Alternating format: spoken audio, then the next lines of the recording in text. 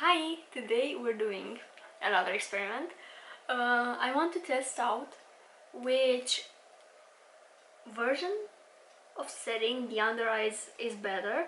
On this under eye I'm going to just set with powder and a brush, and on this under eye I'm going to try and bake, and I'm going to do many hours wear test. We're going to see which side lasts better.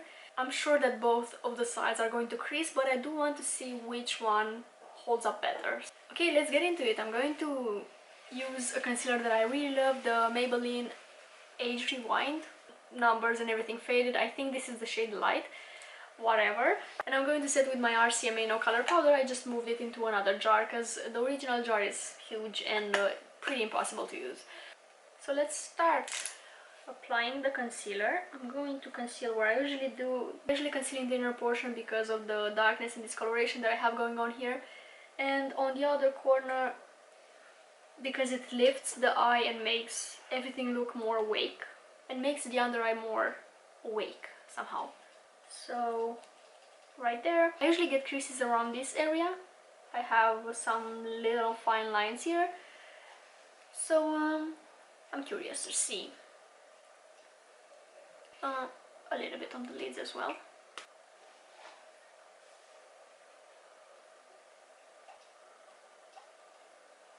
I'm not sure if it's going to be, I don't think I'm going to do like full baking. I'm just going to use the sponge to set, not leaving the powder on my under eyes for too long like it's done in the baking method, because I think my under eyes are going to be looking really crusty. I usually go for the setting method, but I really want to see. Maybe the baking is better, I don't know. Taking some powder, making sure there are no creases on the under eye before setting. I'm going to use my Real Techniques setter brush and just coat my brush into the powder. I'm going to be coating my brush into the powder, tapping off the excess. I'm going to look up and just doing a little stamping motions here to really set everything.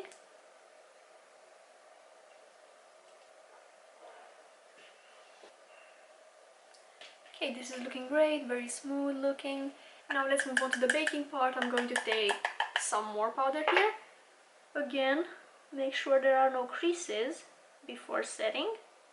And I'm going to use the other side of the sponge, the one that I did not use for cream products, because the powder is going to combine with the cream and going to create kind of a muddy texture. So you want the clean side of the sponge. And also make sure that you coat the sponge into the powder really well. Otherwise, again, it's going to combine with the humidity in the sponge and it's going to look weird. Like that. Stamping this on my under eye. I actually think I need a little bit more powder. Taking some more. And really stamping it. Actually, I'm going to leave the bake for about 2 minutes. I'm going to shoot the thumbnail meanwhile. This is how it's looking at the moment. I'm just going to leave it for a little while. Okay, my under eye is feeling pretty dry at the moment. So I'm going to take the same brush and just wipe off the excess powder. And the difference that I notice is the fact that this side looks so much brighter. Because of the amount of powder, my powder is white, so it really brightens up. And also, in my opinion, it's looking a little bit drier. Just a tiny bit. I'm going to zoom a little bit closer so you can see. So this is how the sides are looking. Because of the dryness, my fine lines look a little bit more visible. But if this is the only creasing that is going to happen throughout the day, I'll be happy with it. And but yeah, we're going to see. At the moment it's 12 p.m. I'm going to finish up the rest of my makeup and I'll be right back. Or should I be back after I wear this for about, I don't know, I'm hoping at least 10 hours. Anyways, bye for now.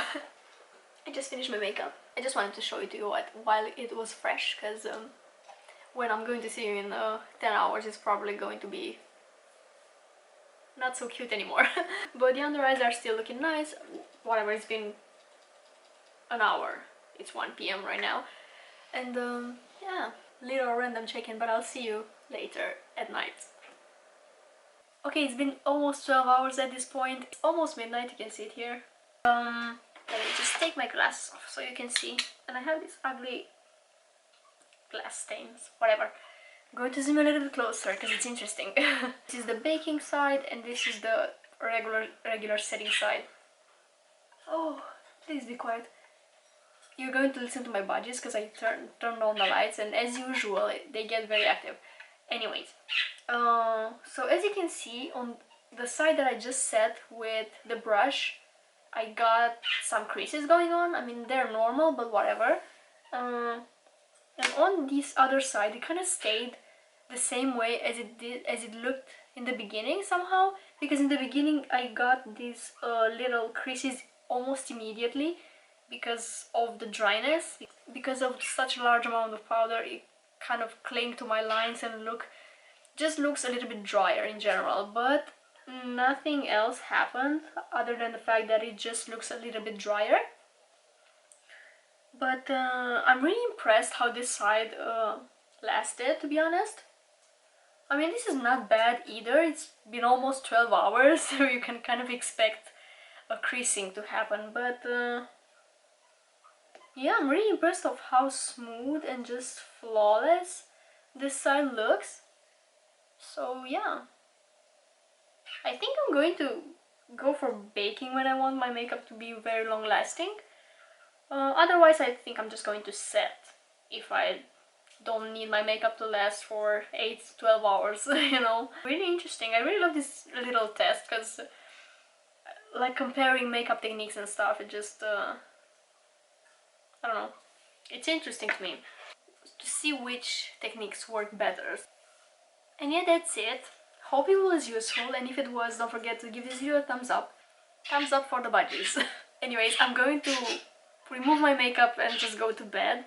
Thank you so much for watching, and hope I'll see you next time. Bye!